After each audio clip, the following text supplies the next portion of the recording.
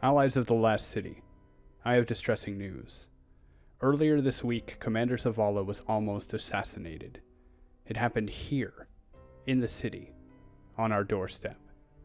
Tensions are running high, and with the Cabal Empire and possible all-out war hovering overhead, I fear what will happen next. Welcome back, Guardians, to another Vanguard Report. Kaz PhD here.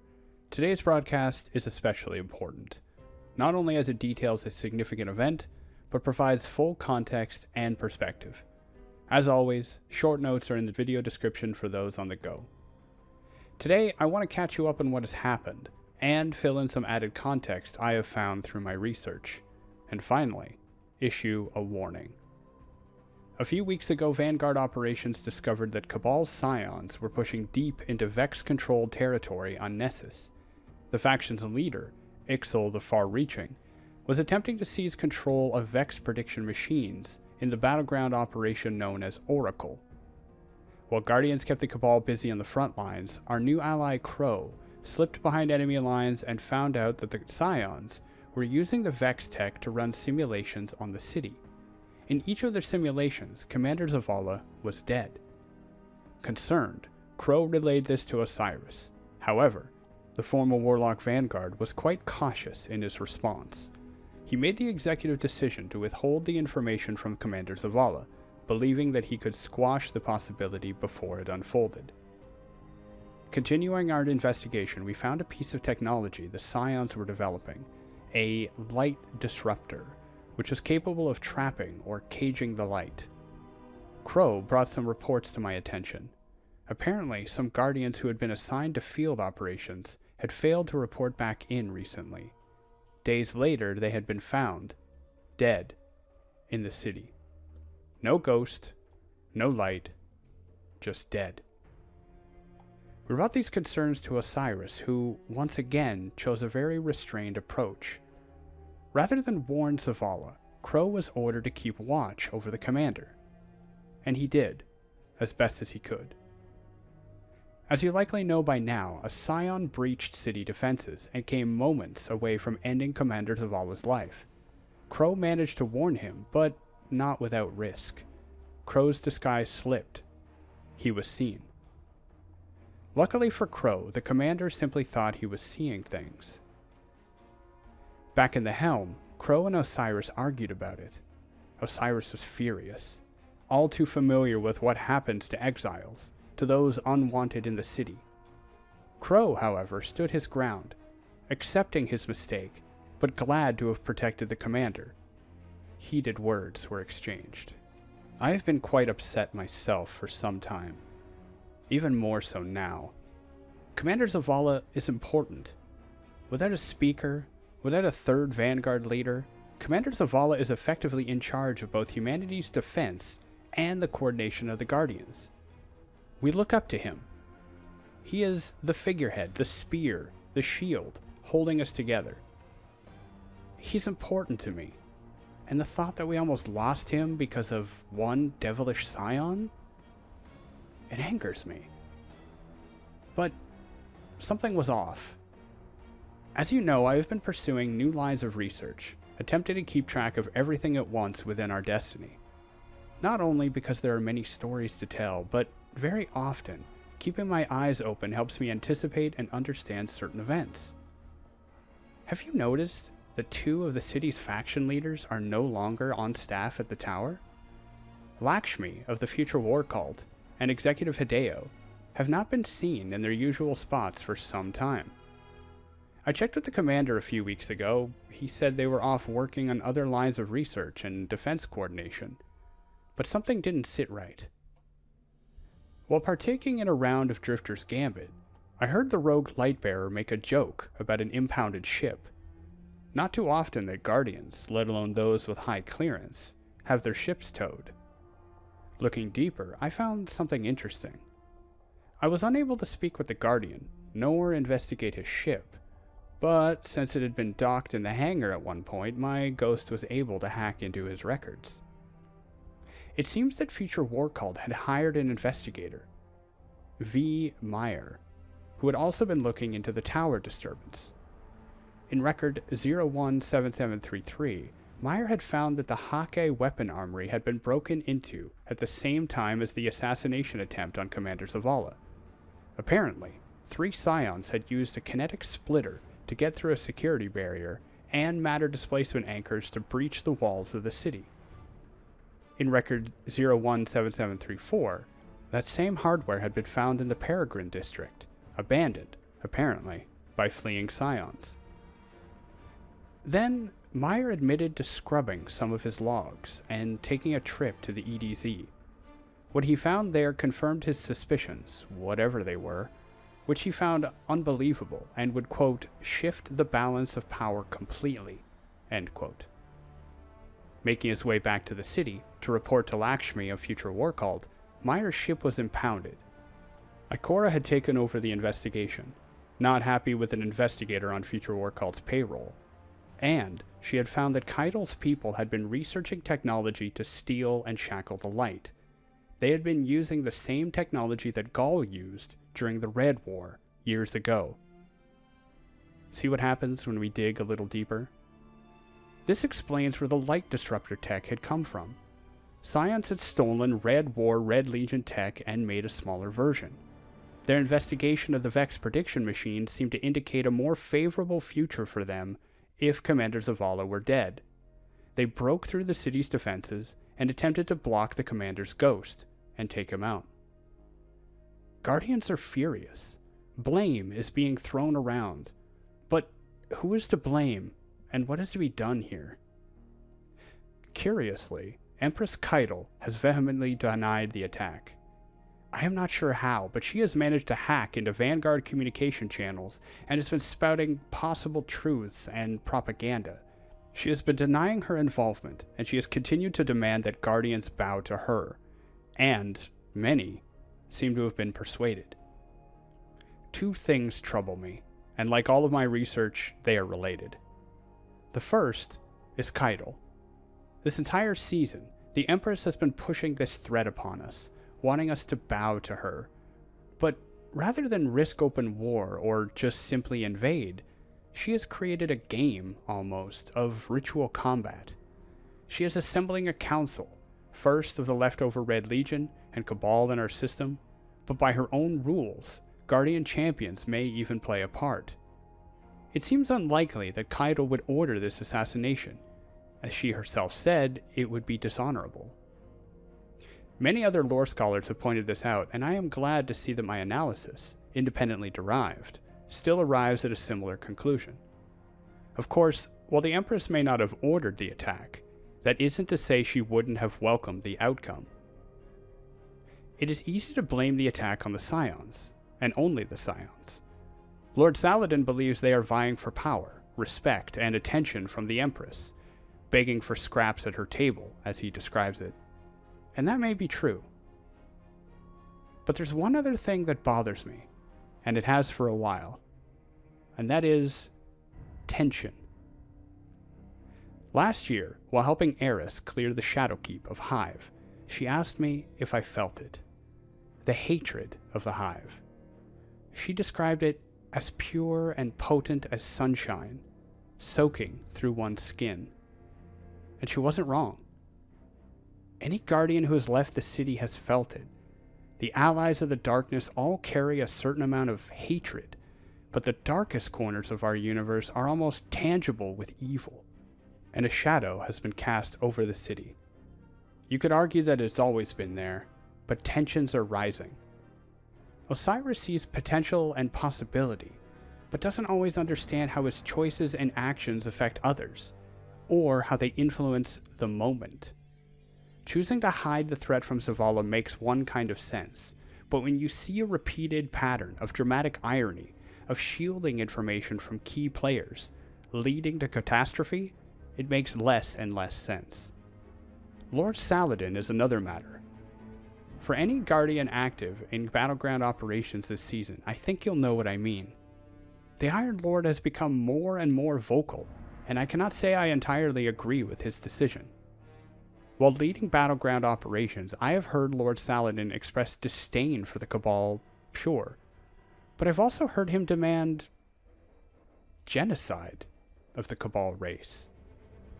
His words have been full of fury and singular in intent, and it worries me. He has grown increasingly frustrated with Commander Zavala's direction, believing our restraint is a half measure, an unwise choice that would doom us all. To his credit, Lord Saladin has been around for a long time. He has seen many battles, fought many wars. I would wager that he is tired. Tired of the constant threats we keep facing.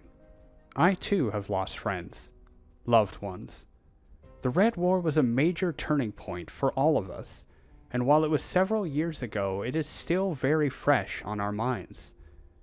Who could forget when the Traveler was caged, when Cabal's ships darkened our skies, and here they are again? But Saladin's perspective is narrow. His fury is blinding him. Why are the Cabal even here? That is a question I asked myself at the beginning of this season. After all of our victories, after everything we have done to the Red Legion, why would this empire, the entire empire it seems, come here? For the Traveler? No. Other than the Scion tech, the Cabal seem less interested in the Traveler than before. So why? While Crow has been investigating the threats to Commander Zavala, I have been doing some digging of my own. With the right and timely application of force, I have been able to coax information out of Cabal and other informants, and I have learned why the Cabal are here. We know from the beginning of the season, from Kaido's first conversation with Zavala, that their world was destroyed by the Hive. However, I have recently found out how and why. Kaido's lead military commander, Umun Arath, who had basically raised the Empress from a young child, had become obsessed with Xivu Arath. Listen to this. Later that day, she found that the first of Uman's rooms, usually kept tidy with military precision, was changed. Her 2 war tables were covered in papers and tomes unrecognizable to Kyatil. The room stank of death and poison. Strange symbols were drawn on the ground in ash. In the far corner of the room, with the restraints they used for captives aboard their prison ships, a living Hive thrall was held in suspension, drooling and chattering. Umun, Kaitil said, astonished. What's happening here? Umun turned from one of her war tables where she studied a book that looked to be bound with mottled flesh. Princess, she said, pleased. Good. I thought to call you, but I've been so engrossed. Come, see the future of the Cabal army. Kaitil approached, intent on looking at Umun instead of the thrall. They don't fear pain, Umun said.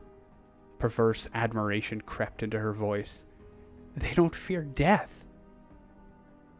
Soldiers who don't know pain or fear are useless, Kaitil said, eyeing the evocate general. It is the knowledge of death and the will to defy it that together breed bravery. You taught me these texts. We must move beyond them, Umun muttered, watching the thrall tilt its grotesque face in response to their voices. With each swing of the sword, the universe grows smaller, Kaitil, the competition fiercer. If we don't learn a new way, we'll be cut down with the rest. Her voice went quiet.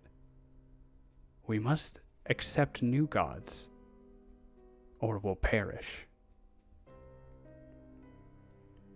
And later, in the central square of Torabotle's weaponsmith district, a bright green flame licked the air. Umun Arath stood against the blaze, naked but for a waist wrap, in the custody of 2 guards. Her hide was carved with strange, crude symbols. When she saw Kaitil arrive, she threw her head back and laughed. Here comes the Princess Imperial, she said, to kneel before our new god. I am Savathun, whispering. Kaitil strode forward. Let her go, she told the guards. Reluctant, they did as she asked. What god, Umun? What heresies have you invented now? Amun grinned. "The god of war," she said, and the earth trembled beneath them. "But the god of war has planted her armies elsewhere. It is her sister, smiling, that has taken the ear of the war child, Amun Arath." Keitel stood before Amun in the flickering green light of the fire.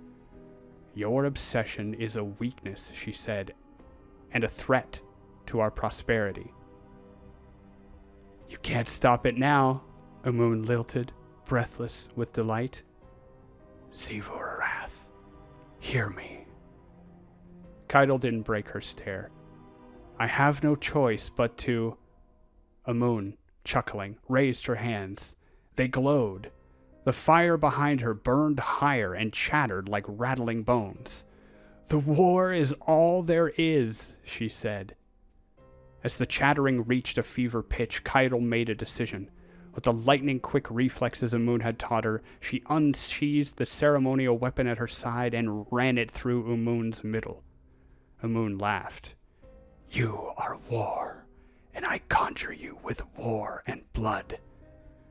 She laughed and laughed and laughed until her mouth began to ooze, until Keitel, disgusted, pushed her off the sword with her foot. The body tumbled back into the green blaze. "A gift for my favorite sister." As the fire consumed the corpse, a gargantuan portal opened in the sky. Don't you see? Keitel's commander became obsessed with the Hive, believing them to be the apex of war, the best soldiers, the evolution of combat. Her obsession opened her mind to manipulation by Savathun, and Keitel's inevitable response, to kill Amun Arath on a temple of her own making. It summoned Xivu Arath. Last season we heard whispers of this sister of Oryx. She was looking for war, looking for sacrifices which could summon her. I do not know why, but perhaps related to the sword logic, Xivu Arath is empowered by her true nature, war, and war itself could summon her, strengthen her, cause her to manifest. That is what happened to Torabottle, the Cabal's homeworld.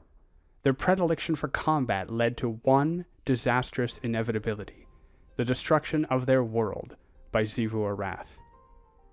We cannot let that happen here. And it could. It so easily could. Guardians are incredibly powerful, and far too often incredibly passionate without direction, or at least without guidance. We shoot first, ask questions later, we act, we dive in. Time and time again, it has led to disaster. Sure, it has led to great victories and discoveries as well, but we need to be careful here. Saladin's fury, Osiris's withholding of information, even Commander Zavala's usual patient approach seems racked with doubt, and where there is doubt, there is room for corruption. We have to sort this out. We have to bring everyone together, and we need to work on a united front. We are strong enough to expel the Cabal from our system, but we don't need to eliminate their people. If we can borrow from a pre-Golden Age philosopher, if they're not going to be a friend, at least they can be the enemy of our enemy. Turn this conflict around. Take the fight to Xivu Arath and Savathun, but on our own terms. If we don't, it'll all be over. The light has lost before. We have lost before. Not again.